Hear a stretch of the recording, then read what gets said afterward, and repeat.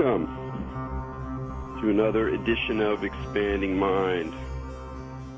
I'm your host, Erik Davis, exploring the cultures of consciousness. There's not often figures that I have come across or seen their traces across the media field that I go, this person has to be on Expanding Mind. There's many people that interest me, that intrigue me, but occasionally there's somebody who triangulates certain obsessions of the show, of my own personality, in a way that demands their presence in this space.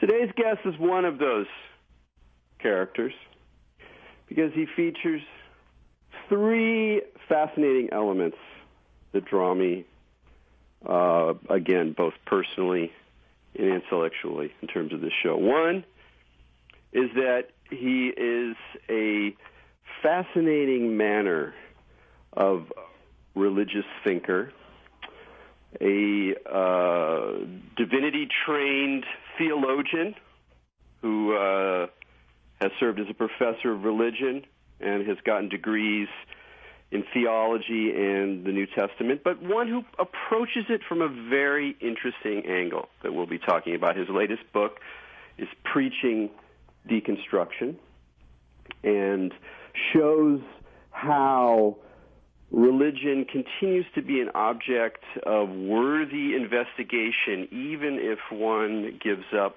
on many of the assumed attitudes and beliefs that have traditionally been associated with being, well, not just religious, but even specifically a Christian, and how Christian texts continue to be valuable to read and reread and pull and tug and turn upside down, a practice that I continue to do throughout my life, even though we don't talk about Christianity too much on this show, because many of the topics that we deal with tend to be found outside of the framework of certainly traditional Christianity.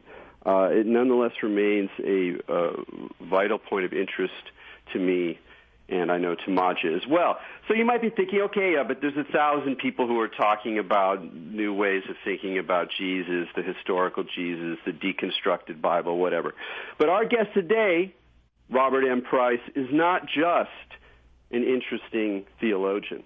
He is also an expert on the works of H.P. Lovecraft. In fact, the first time I came across his name was in some writing that he did, very good writing, about Lovecraft, and he's sensitive to the peculiar spirituality of the Lovecraft universe, and not just in the sense that there's a lot of occult weirdness in the Master's tales, but really some more kind of existential dimensions to the vision of desolation and dread. But if this were not enough, that there was a Christian theologian and deconstructionist out there with a deep and abiding fascination and love for Lovecraft, as if that were not enough for our show, there's a third element to Mr. Price, which is that he co-authored with his wife Carol a book about the progressive rock band Rush. And that's the point where all the lights flare, and we got to get him on the show. So I'm incredibly happy that we have him here today. And that will, I don't know if we'll get to Rush, but the triumvirate there is going to make for a fine chat. But before we bring Mr. Price on, or Dr. Price, or Preacher Price, we're going to bring on, of course, our co-host here, Maja Daou. Hey, Maja. Hi, Erik. So of all those topics we could say something about all of them, but I'm most curious whether you ever listened to Rush. I mean, Rush is not a, Rush is one of those bands where if you go see them, the line at the men's bathroom is longer than the women's bathroom. For sure. Yeah, it's funny. I absolutely have listened to Rush. First of all, I'm Canadian, and I think Rush is like the only rock band in the world if you live in Canada, certainly if you did when I was living there. So it's kind of like mandatory listening for all Canadians. But also the subject matter is about wizards and forests and magical things. So you have to understand, as a person who's inclined to these things, Rush becomes this perfect symbol for that entire world. But I had no idea that our guest today had written that book, so it's funny he got all the triangulation. I've actually come across his name in terms of his theologian work, because I had been researching the Jesus seminar business, which, as you mentioned, is more towards the historical Jesus. So I'm delighted to learn that someone who can be so focused in one area can also hold down the fort both in rock and roll and the mythos of the dark universe as well. All right. Well, with no further ado, Robert Price, welcome to Expanding Mind. Oh, it's great to be here. Great to talk to both of you instead of just hearing you on other shows. Yeah, it's really wonderful. And, I guess the place I want to start is I want to get a little autobiography out of you, just in terms of your, you study theology, you study New Testament, you go out, you become a preacher, and then that sort of shifts and drifts and transforms into the kind of work you're doing now. And so I'd really like to hear a little bit about your own journey through Christianity, but particularly as you come to change and redefine what it is that you do in relationship to the still flowing current of theology. Well, I always used to say when I would introduce Hinduism in my world religions courses that it's a living museum, that as far as we can tell, anything and everything that has ever thrived in Indian religion is still there, though it may have changed a bit through the years by way of adaptation. Well, I find now on reflection the same is true of my own life, that really there is nothing I've ever been interested in that I've completely dropped. As a little kid, I loved Superman and the comic book heroes, Spider-Man, so forth, and I still do. I'm a fanatical superhero fan and all that. I got interested in Jesus and God and Christianity, I guess, when I was about 10 years old or so, and I've never really lost that either, though I now think that belief is really beside the point, and I don't have that, but it just makes the engagement with religion all the more interesting.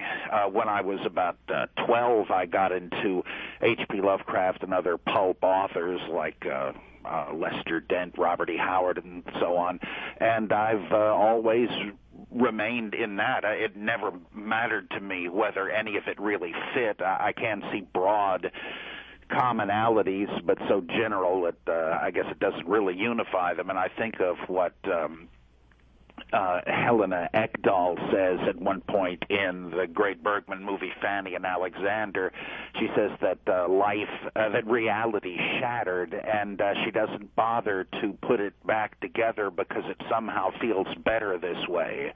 And I figure, what the heck, I just pursue all of these things. Well, I became a committed, born-again Christian when I was about 10 years old, and I got deeper and deeper into it, and I discovered apologetics, the business of trying to show that, the Bible is all true, there really is a God, we know Jesus existed, he rose from the dead, you ought to believe in the Bible, and so forth. I majored in religion and in history at Montclair State College, and then went on to Gordon Conwell Theological Seminary just to study New Testament, really. I didn't get a ministerial degree. But then went on from there to take a PhD program in systematic theology at Drew University.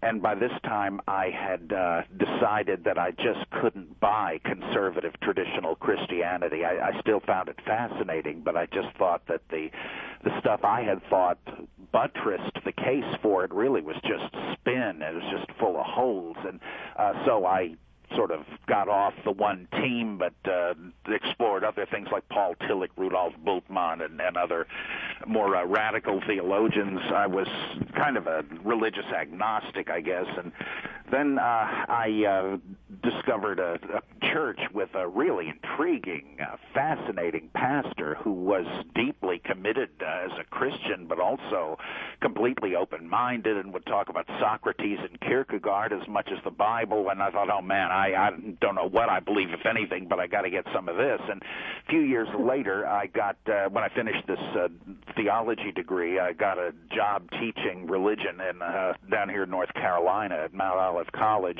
and started going to the Episcopal Church. I figured, well, I'm not going to get the intellectual challenge I got in that church, but I love the poetry of the liturgy and all of that. I figured that's another way of being nourished spiritually. Well, a few years after that, the pulpit came open in the Baptist church, the liberal Baptist church I had gone to, and I became pastor of it and moved back to New Jersey.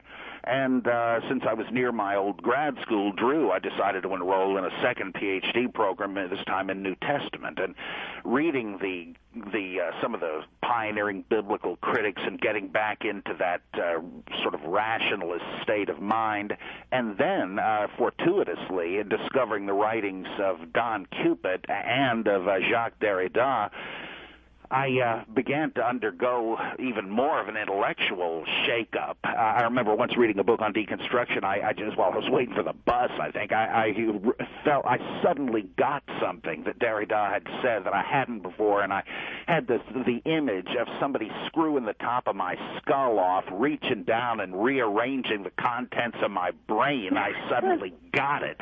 And I eventually, a few years later, left the church amid a schism and did a house church for another 6 years and then moved back down to North Carolina. So I've worked for the Council for Secular Humanism. I am an adjunct teaching for Johnny Coleman Theological Seminary, which is a New Thought outfit. And now I write in all of these areas. I've got a bunch of fiction anthologies out, with more coming. I've got various historical or non-historical Jesus books in the works, and from different publishers. And let's move in on the. I got a couple questions from that nice life capsule, but one is just this description you have about deconstruction, and I really appreciate it, and I also appreciate in your latest book, Preaching Deconstruction, where you bring deconstructive ideas to bear on the reading of biblical texts, and particularly the form of the sermon, because they are sermons, and I want to ask about that again also in a moment. But, you know, when we say deconstruction now, like a lot of people go, oh, ho-hum, oh, the postmodern, this and that, blah, blah, blah, abstract theory, endless, meaningless hair-splitting debates, a lot of jargon, et cetera, et cetera. And all that's true to a degree, but there's a core, I don't know, I would say maybe core isn't the right metaphor, but there is a thread to deconstruction that is world-shifting, that does blow your mind, that does change the way you see the world, see meaning, see things in a process that might be somewhat stark sometimes, somewhat alienating perhaps, but is also playful and fecund in a lot of ways, as well as being insightful and also up for grabs. There's still major questions about what exactly Derrida was up to, and particularly I want to emphasize the question of religion. In fact, from my perspective, by far the most interesting application of deconstructive ideas is to the questions of religion, both the nature of religious texts, questions of mysticism, and particularly the via negativa, the approaches to God that involve the avoidance of all kinds of positive claims in the way that the deconstructionists encourage us to pursue. But there's something very visceral about it that comes through both in your description right here and in your own writings. It's very accessible. It's very sensible. It's not some abstract kind of jargon. What is the core of that for you? What are those the sort of again we can't help but fall into the old language of essences. What are the essential elements of deconstruction that motivate you as someone thinking through religion and thinking through the meaning of religion? Well, for one thing, it makes me think of something Paul Tillich said, who was really, of course, pre-deconstruction, but the most fundamental thing he thought we could say about God is, and the only non-metaphorical thing, is that God is being itself. And then he defines it and says being is the affirmation of itself over against non-being. Well, I think that is very much fundamental to deconstruction, because it says that all estimates, all sketches, all schemes of meaning are really resting upon a void, because they cannot be anything other than linguistic in nature. And language does not really describe things. It doesn't just point to them. It doesn't signify. Language really is, it gets its meaning from the way words fit into adjacent words like jigsaw puzzle pieces, that you there's nothing outside language, Cupid says. And I think that that's kind of what Tillich was saying, though he didn't get the implications yet, that everything is a kind of a dance over the great void. And this coincides, I think, most clearly with Buddhism, where it says we're really talking existential issues here, not essences and so forth. And it says, what is enlightenment? At least in Mahayana Buddhism, like Zen Buddhism, you're trying to get to the thusness of things, the suchness of it. Well, Derrida talks about how we see reality always pre-inscribed, that there's meaning written all over it. So everything we are born and raised to believe and think and perceive is already defined by our ancestors and our parents and so forth. And so deconstruction means to point that out and to say, well, that's the way it's going to be, but it's worth seeing that that's what it is, a kind of superficial layer. And so what is the implication of that? That you could possibly manage to look around this wordplay and get a vision of suchness. There wouldn't be any content to it. That's sort of the whole idea. But there would be this Buddhist-like enlightenment of pure suchness. It's not a thing. There's no ontological ground, a God who on whom everything is based. But it's worth a try to have this shock of getting beyond the words, which substitute, Buddhist style, for reality. We think we know something because we have a lot of words and concepts, but they don't convey reality. They hide it. And even reality is not real. It's just the blank slate. And to me, that is the real central, though, again, like you say, you're really not supposed to say things like central insight, but to me, that's the most startling thing about it. Well, I can understand why those ideas, if you want to think about them through religion, that why they make sense from a Buddhist point of view. You can meld or overlap some deconstructive moves with a Buddhist account, but you largely have done so in the context of Christianity, and not just in a critical mode, meaning you're not just saying, look, obviously if we apply deconstruction to biblical texts, the traditional views can't sustain themselves, there's no there, let's just stop. You don't do the let's just stop. In fact, you say, let's keep looking. Let's return to the text. Let's return to the sermon. And indeed, these deconstructive essays in the latest book are sermons.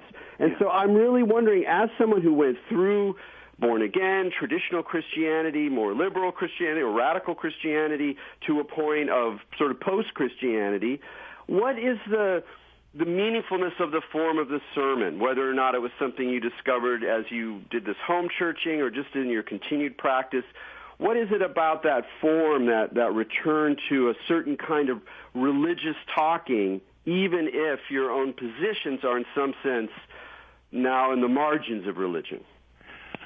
Well, my predecessor, a man named Don Morris at this church, whose preaching really grabbed me, he would often refer to Socrates and the Socratic method, and I guess somewhere along the line, and he would always say that, a la Kierkegaard, that the very idea of a sermon implied some sort of authority on the part of the speaker, which he did not believe he had, so he came to start calling his Sunday morning addresses talks or one thing or another. Well, I think that is true, too. I cannot even, I just cringe at the idea of telling people what to think and exhorting them because I know best. That's out of the question. But suppose you took the role of a Socratic midwife, and I do this in any kind of sermonizing I still do, which is almost none now, but also in teaching. I am trying to expose people to new information they may not have encountered, new perspectives, new possibilities, and about the text and what it may mean and problems in theology, all this kind of thing, so that they can incorporate whatever insights they get into their own ongoing synthesis. That's all I'm doing, and I obviously do not think I'm ever going to come up with a capital T truth. Truth, I think, is more like the North Star. It's a coordinate you navigate by. Or like you said, in apophatic negative theology, you may not actually be able to say anything about God, but at least you can disabuse yourself of grosser illusions about it. Well, same thing here. I don't think I'm ever going to come up with a definitive synthesis, but it's worth clarifying, and therefore I don't try to convert anybody to anything I think. Even in the books I write, I'm saying you come up with your own synthesis. You keep working on yours. If I can be of any help fueling the fire, that's all I want to do. And so to me, that is very appropriate to the notion of deconstruction. I've done sermons with titles like The Spirituality of Inquiry, that I think that the spiritual yearning in any religion is the fulfillment, because you're seeking after the infinite, which you can never contain.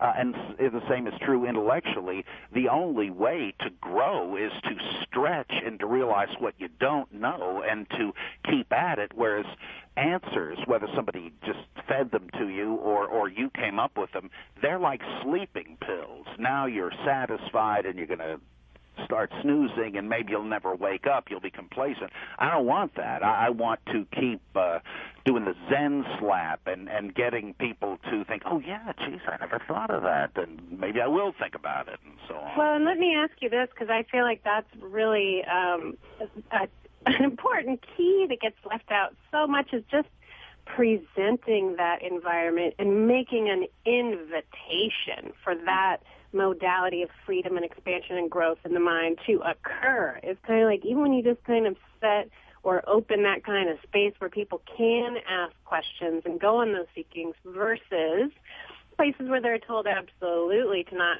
ask questions and just believe things and just, like you said, take the sleeping pills. So in your experience, do you find that when you open those spaces and allow for those freedoms and those kind of questions, because, the only thing I can think of, right, is people would not want those environments because they're threatening for some reason, like people actually feel like a threat if those kind of things occur. Do you find when you're actually doing it with people that they'll open and grow and ask those questions, or do you get, like, threat reactions, or do you get a little bit of both?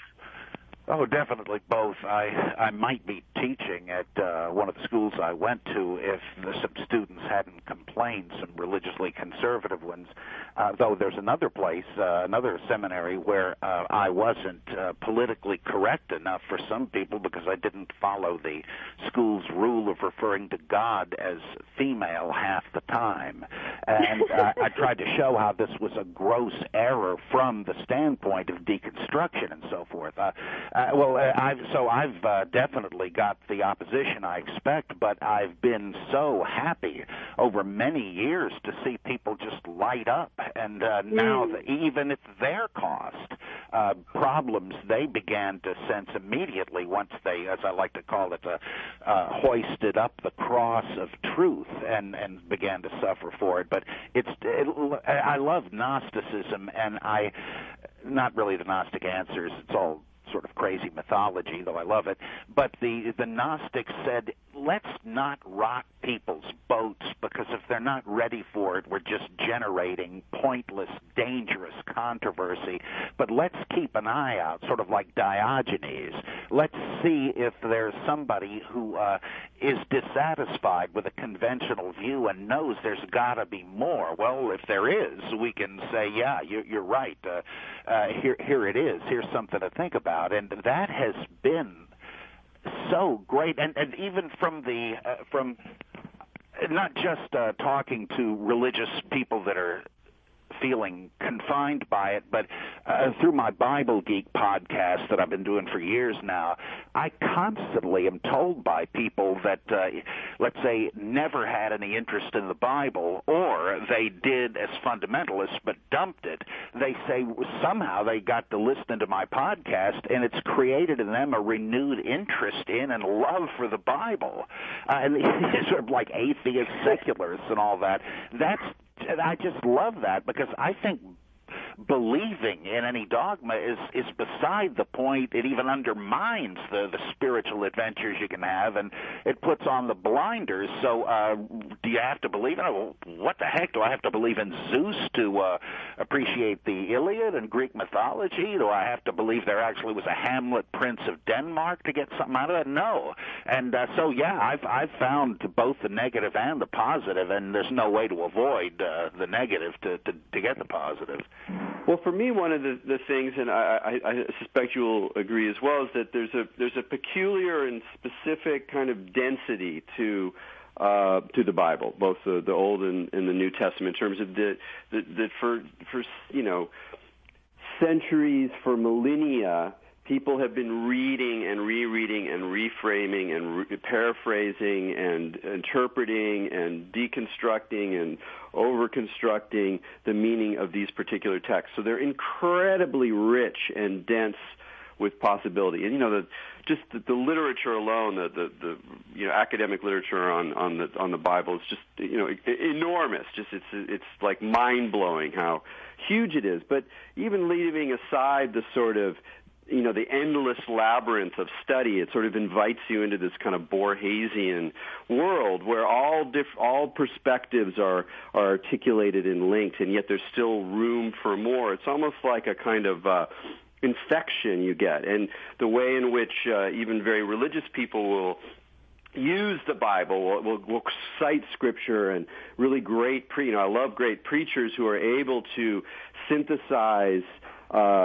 citation on the fly and be able to weave these dense connections between different points of doctrine or different figures or different images. It's just an incredibly rich world, regardless of your belief in it. And there are always new ways into it, and I can see that in your in the new book. There's some wonderful turns that you take on very familiar passages from Corinthians or Lamentations, things that I've read before, and I'm like, oh, there's still something sort of new there, but it creates this vast labyrinth that I think is very appealing just on an imaginative and intellectual level, again, leaving aside the question of whether or not you might find a particular answer. And I'm often saddened in our sort of post-religious age or post-Christian age where so much of the zones of culture and of politics that I'm interested in, most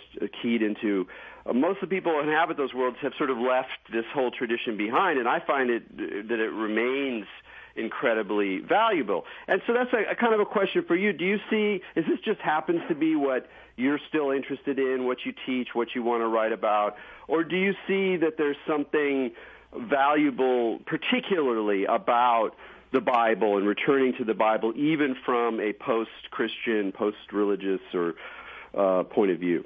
I think there is. I don't fault anybody for feeling indifferent toward it. There are many other great resources out there, so I don't say, I try not to be a spin doctor for the Bible. Oh, yes, we should all be interested in the Bible because even if I don't believe it, it's still good for this reason. No. It might or might not be, but I think it often is. I remember some years ago hearing Jerry Brown on, I think he had a talk show long ago, and he explained how that you couldn't really understand certain things about government and society without mythological categories like the principalities and powers that are mentioned in the epistles. We wrestle not against flesh and blood, but principalities and powers, forces of wickedness in the heavenly spheres and all that. And Brown said that, I think this is what he meant. He didn't gust on interminably like I do, but where do you locate these super individual, super personal forces that seem to rule the world, corporate entities, governments, public opinion, all of these things that are far more than a bunch of individuals? Peter Berger gets into this with reification and all of this.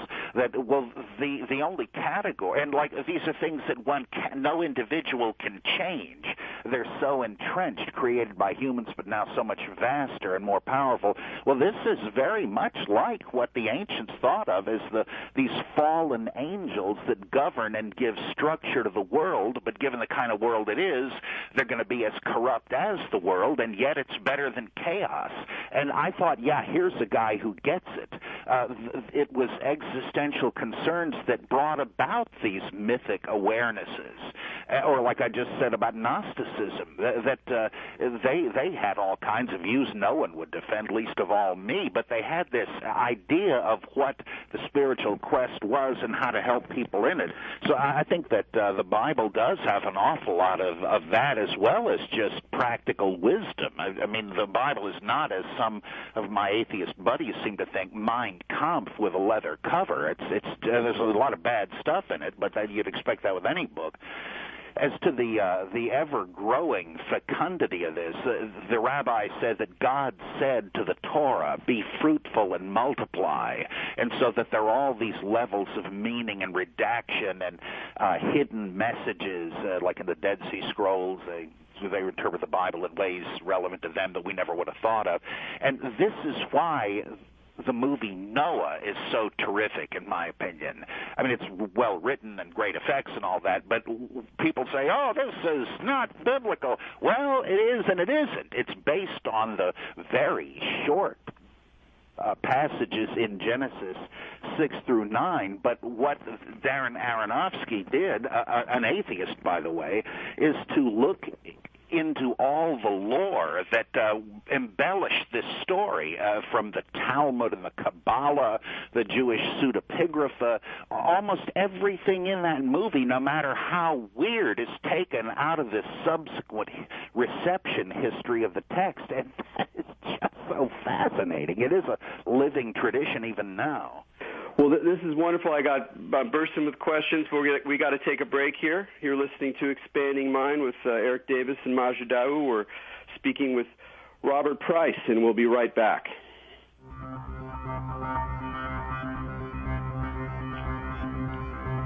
Welcome back to Expanding Mind on the Progressive Radio Network. This is Maja Dawu here with you today. We are speaking with Erik Davis and Robert Price about religion and many, many other things. Hopefully we can move into Cthulhu too, but I wanted to, before we head in that direction, just briefly what you were talking about before the break was so fascinating to me in terms of seeing like the principalities relating to fallen angels and also to these paradigms or structures that we seem to get kind of stuck in terms of human thought levels and consciousness. And I had a revelation in terms of the names of the angels and how they're named, like Michael, for example, who is like God, and that they're more like questions, and that a lot of these things described in religions of all kinds, these hierarchies, become more like questions we can arrive at where we kind of like experience different levels of our brain. And the way you just described it, it's almost like you could think of religion as an amalgamation of human reactions to reality in that sense, where the scripture becomes like, well, this is the consciousness level that reacted to this particular situation, and then it becomes like an archetype in the world. And I was wondering if, in your experience with kind of navigating these different hierarchies and structures, and like you said, the paradigms, do you feel like you have seen any kind of collective, I don't know what the word you would use is, maybe like progress, but then again, you can't really commodify it, but do you feel like some of our consciousness levels as a group in some of your deconstruction and research, do you feel those mutable and stretching and changing? Like, can we do like Socrates and just stretch it out a little bit? Well, I do. I think there's all sorts of new insights, some rediscovered from ancient times but new to us. But it's another case of where I'm afraid the Gnostics were right, that you just cannot expect that most people will ever even be interested in any of this, even very intelligent people and very moral people.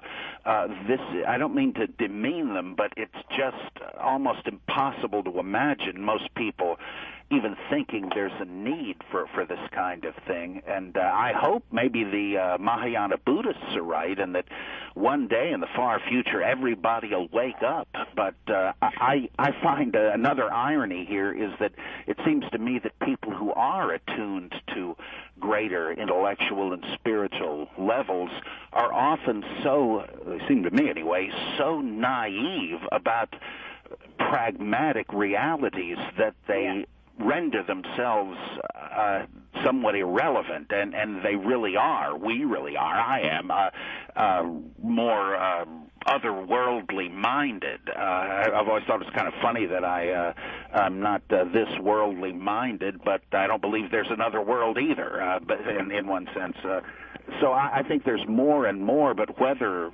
we will ever, as a species, change collectively, I don't know. That's just so far off. Now we see in a glass darkly. I really have no idea. Well, I want to take this sort of a somewhat different tack, but staying with this Gnostic idea. I think that one of the I'm kind of trying to triangulate a couple of threads here. You have that citation. I think it's from Ephesians with the powers and principalities.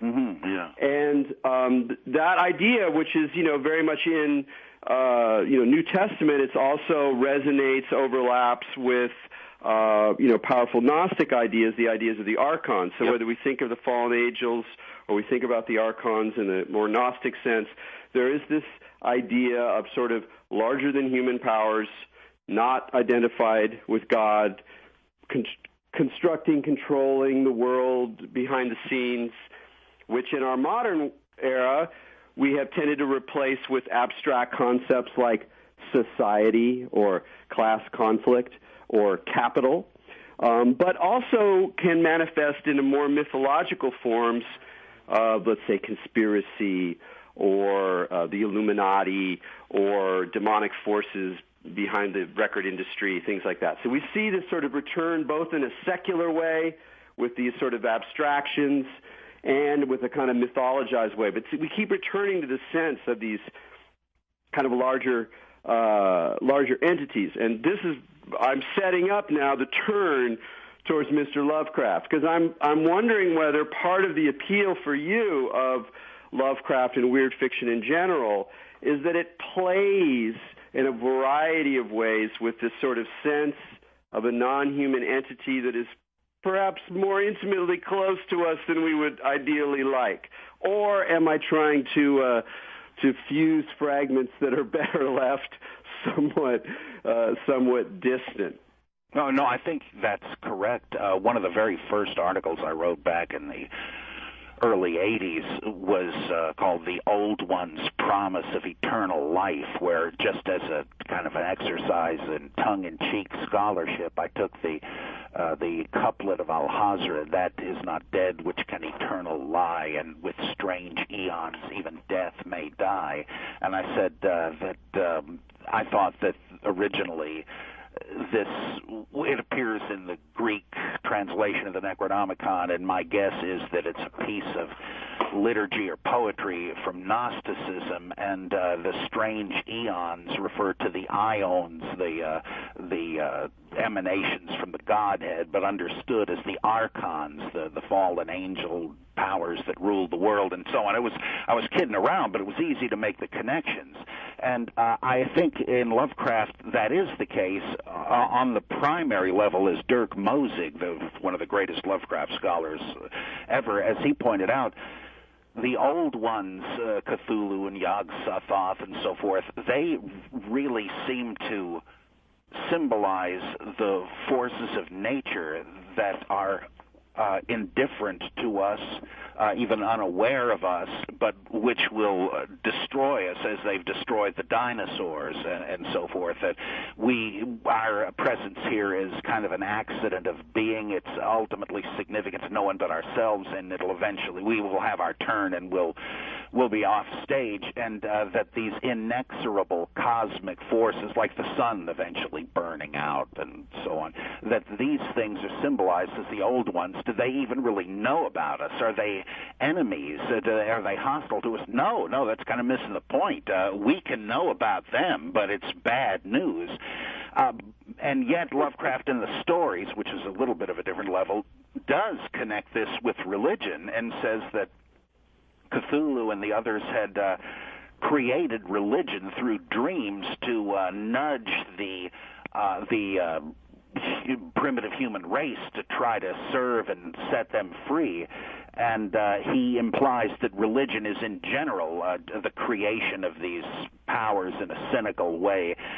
Well, yeah, I mean, there's no point doing a systematic philosophy of Lovecraft. I don't know if you could, but yeah, he seems to realize that there are these principalities and powers, these paradigms, these collectivities that we cannot control and perhaps cannot even escape.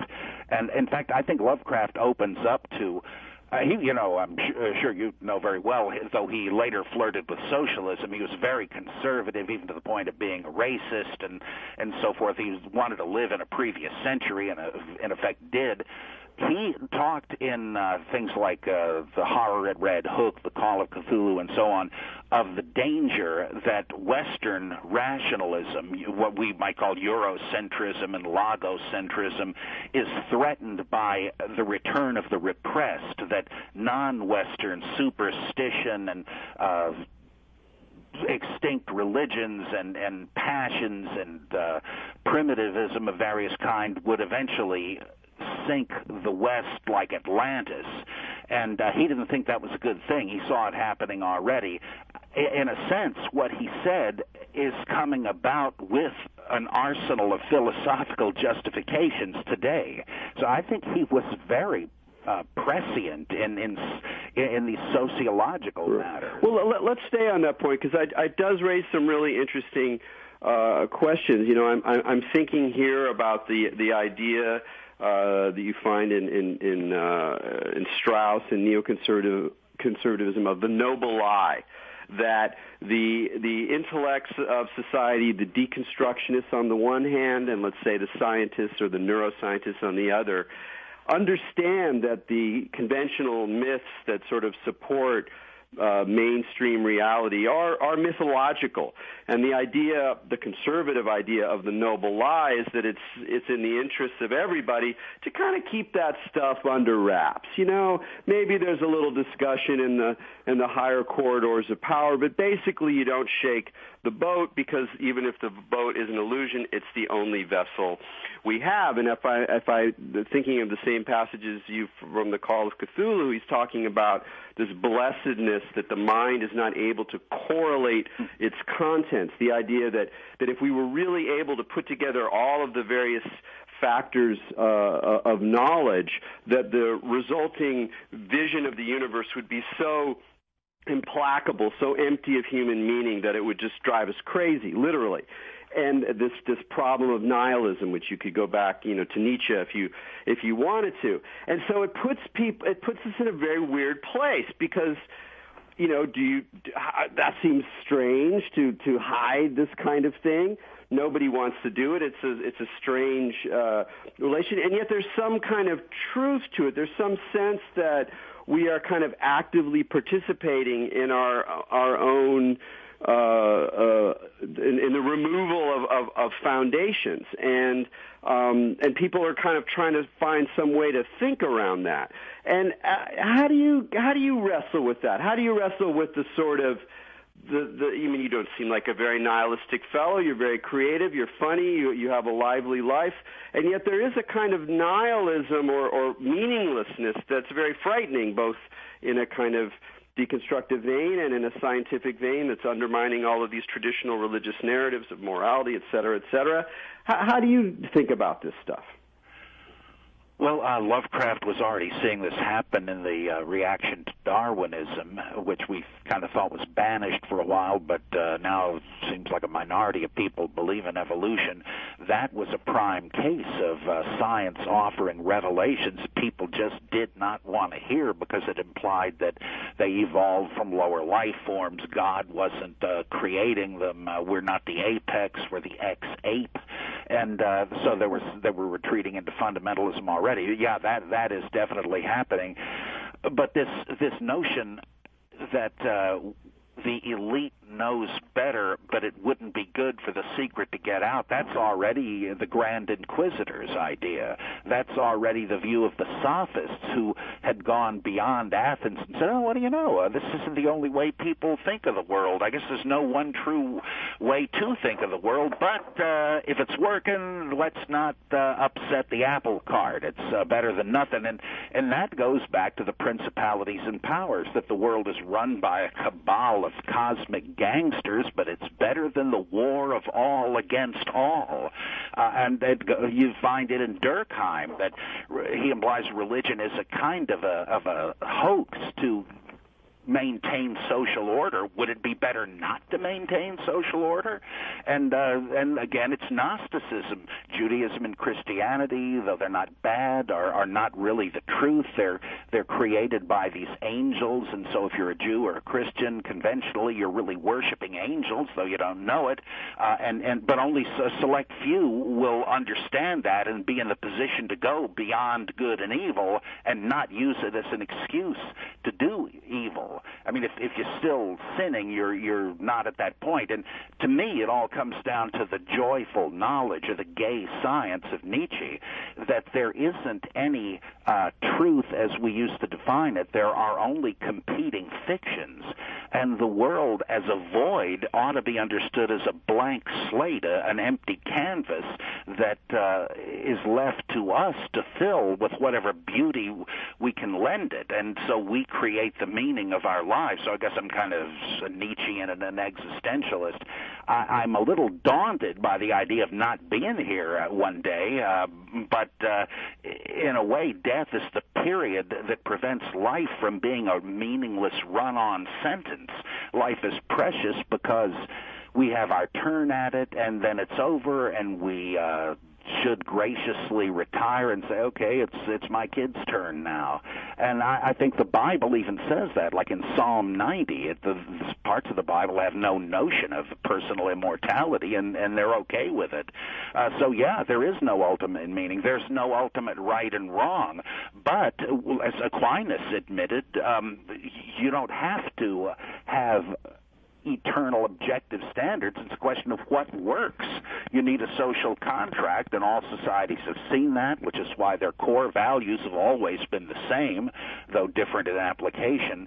And so there's no society that's going to say, yeah, let's have open season on murder. What do you say? It's never going to work, so there's never been such a society. And what does God have to do with it? Well, Aquinas said he created us as the people we are so that these are the things that will work and not work. Well, even if you don't think there is a God, the point is the same. Do you want to live in a chaotic society? No. And people seem to worry that wait a minute now, if there's not some heavenly bureau of weights and measures, then there's all this chaos. No, it's not. No, it's not. I mean, you might not be able to win a philosophical debate with Charles Manson and convince him what he's doing is wrong, but really, does morality depend on that? It's like how many angels can dance on the head of a pin. let me ask you this question, too. How then would you kind of reconcile or think about that in terms of nature and, like, the natural world, okay? So, like, not thinking about human beings, per se.